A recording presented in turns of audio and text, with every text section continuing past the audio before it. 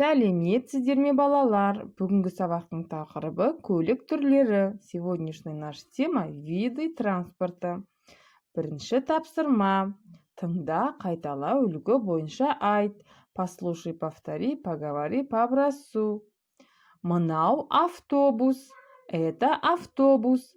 Машине – машина. Ошақ – самолет.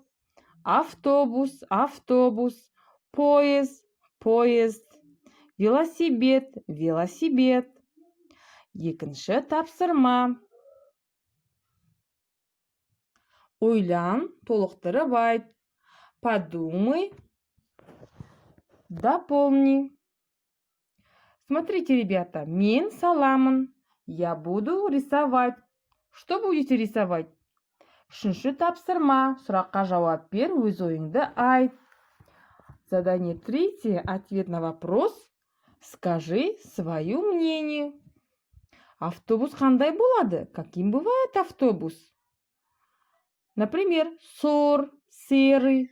Как вы думаете, какими бывают автобусы? Төртінші тапсырма. Үлгі бойынша сөйлес. Задание четвертое. Поговори по образцу. Сен не саласың? Что ты будешь рисовать? Мен ұшақ саламын. Я буду рисовать самолет. Ол қандай болады? Каким он будет? Он будет красным. Ол қызыл болады.